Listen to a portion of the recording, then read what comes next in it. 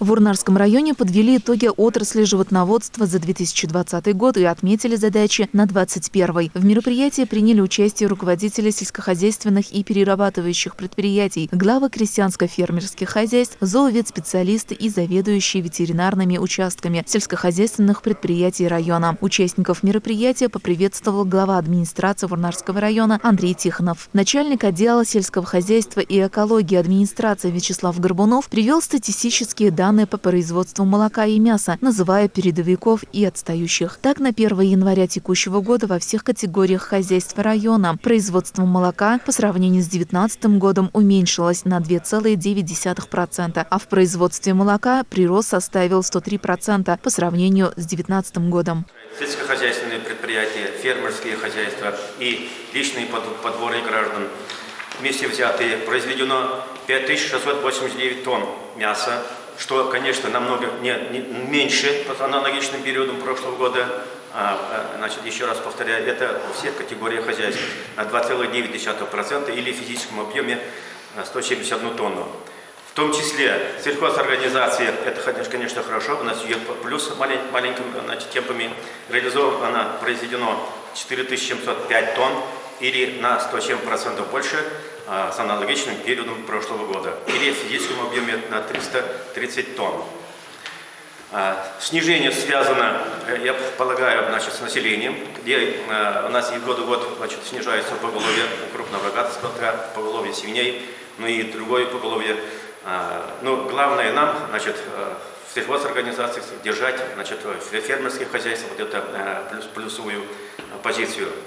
Отметим, что Урнарский район по производству мяса занимает 3-е место в республике, по производству молока – 2-е место. Вячеслав Анатольевич ознакомил и с показателями продуктивности коров по району. Он отметил, что этот показатель в сельскохозяйственных организациях с каждым годом увеличивается. Средний суточный надой молока от одной коровы на конец января текущего года составил 15,6 килограмма. По поголовью крупного рогатого скота Урнарский район занимает 3-е место в республике. В сельскохозяйственных предприятиях поголовье КРС составляет 8097 голов, в хозяйствах населения 8432 головы, а в крестьянско-фермерских хозяйствах 803 головы. Численность свиней в районе во всех категориях хозяйств составляет 16 109 голов. По численности свиней район занимает также 3-ю позицию в регионе. Вячеслав Анатольевич в своем выступлении уделил внимание и вопросам воспроизводства стада, реализации инвестиционных проектов в сельском хозяйстве, поставил задачи на текущий год. Далее слово было предоставлено приглашенным гостям. О перспективах развития племенного дела в сельскохозяйственных предприятиях и КФХ Чувашия рассказал генеральный директор ОАО «Чувашская» по племенной работе Михаил Гурьев. Начальник Урнарской районной станции по борьбе с болезнями животных Владимир Матвеев подвел итоги работы ветслужбы района, рассказал о проведенных мероприятиях по профилактике и недопущению распространения болезней сельскохозяйственных животных. На сегодняшний день в населенном пункте привито от бешенства 113 коров, 59 овец, 88 собак и 61 кошка. В ходе проведения итогов отрасли об особенностях производства продукции животноводства в 2020 году проинформировал председатель племенного хозяйства СХПК Янгорчина Геннадий Романов. Подводя итоги совещания, глава администрации района Андрей Тихонов подчеркнул, что сельское хозяйство – стратегически важная отрасль экономики района. Он выразил огромную благодарность труженикам животноводческого комплекса района за их вклад в развитие экономики района, пожелал дальнейших успехов в нелегком труде.